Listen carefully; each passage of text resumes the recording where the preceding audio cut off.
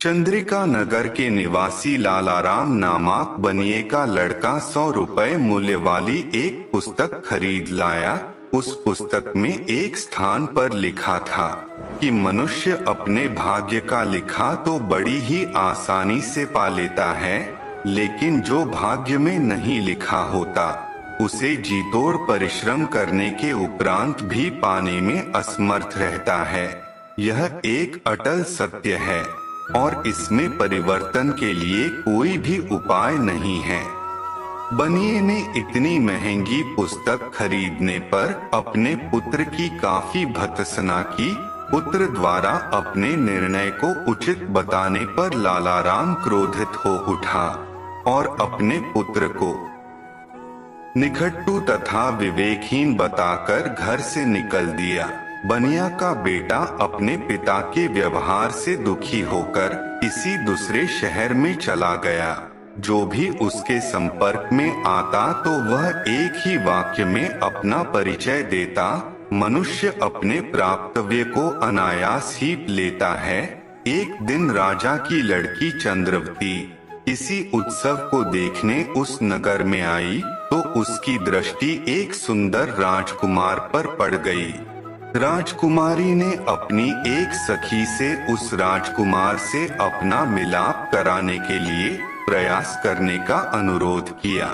सखी ने राजकुमार के पास जाकर अपनी स्वामिनी की पीड़ा का वर्णन करके उससे राजकुमारी के पास चलने की प्रार्थना की।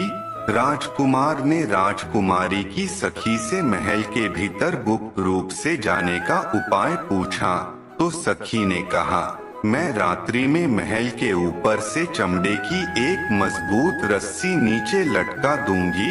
आप उसे पकड़कर निश्चिंतता से ऊपर आ जाइएगा। मेरी स्वामिनी आपकी भरपूर आवभगत करेगी। रात्रि होने पर राजकुमार ने मन में विचार किया कि इस प्रकार छिपकर किसी पराई नारी से मिलना सर्वथा अनुचित होगा।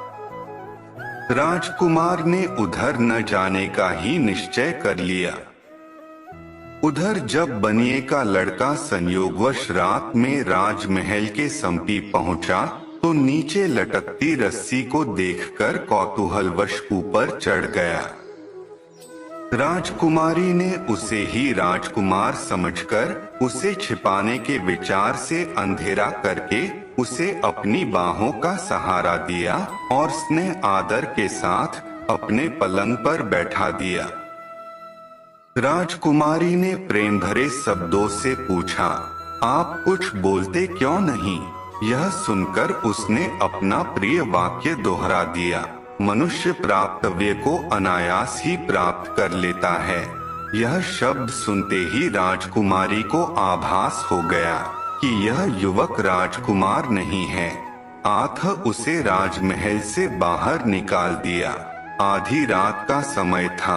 महल से निकलकर बनिए का पुत्र समीप के एक खंडहनुमा मंदिर में आकर सो गया। संयोगवश उस नगर का रक्षक अपनी प्रेयसी से मिलने वहां आ पहुंचा।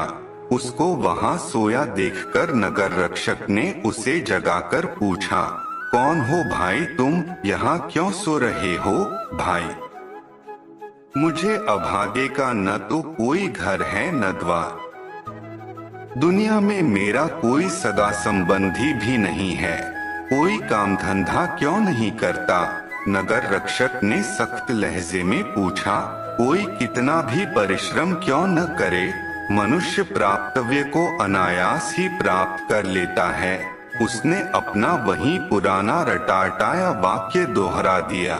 नगर रक्षक ने समझा कोई बेवकूफ है, इसलिए उसने उससे कहा, यहाँ सोना मना है, कहीं और जाकर सो। नगर रक्षक का आदेश सुनकर वह उठकर चल दिया, परंतु अर्धनिद्रा की स्थिति में होने के कारण कुछ दूर जाकर एक छोटे से मकान के आंगन में जाकर सो गया। संयोगवश नगर रक्षक की युवा पुत्री विनयवती अपने प्रेमी से मिलने की प्रतीक्षा में निश्चित स्थान पर बैठी थी। उसने अंधेरे में उसी को अपना प्रेमी समझा और बोली, क्या अभी तक आप मुझसे नाराज हैं, जो मुझसे बोल नहीं रहे? मनुष्य अपने प्राप्तव्य को अनायास ही प्राप्त कर लेता है। उसने अपने वही शब्द उसके सामने भी दोहरा दिए। उसके इस प्रकार मुंह खोलते ही विनयवती अपनी मूर्खता और अधीरता पर पश्चाताप करने लगी। उसने बनिए के लड़के को उसी वक्त वहां से भगा दिया। विनयवती द्वारा भगा दिए जाने के बाद वह नगर की गलियों में भटकने लगा। रास्ते में उसे गाजे बाजे के साथ जाती बारात मिली तो वह भी उसी मौन शामिल हो गया। बारात जब लड़की वालों के घर पहुंची और दुल्हन हाथ में जयमाला लिए जैसे ही दूल्हे के पास आई, उसी वक्त एक मदमस्त हाथी वहां आ पहुंचा।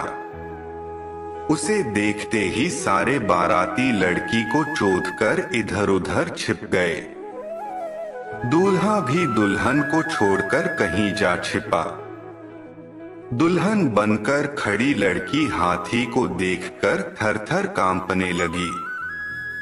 बनिए के लड़के ने साहस करके उस लड़की का हाथ थामा और उसे सुरक्षित स्थान पर ले गया। हाथी के चले जाने के बाद सारे बाराती और दूल्हा एक जगह इकट्ठे हुए। लड़के वालों ने लड़की के व्यवहार पर आपत्ति करते हुए कहा, तुम्हारी लड़की गैर मर्द को स्पर्श कर चुकी है, आप लोग कैसी बातें कर रहे हैं? लड़की के पिता ने वर पक्ष वालों के हाथ जोड़ते हुए कहा। तभी दुल्हन बनी निरपराध लड़की आगे बढ़ी और बोली, मुझे मौत के मुंह में धकेलकर केवल अपने प्राणों की चिंता करने वाला मेरा पति होने के योग्य ही नहीं है। मैं स्वयं उससे शादी करने के लिए तैयार नहीं हूँ। बेटी, यह तू क्या कर रही है?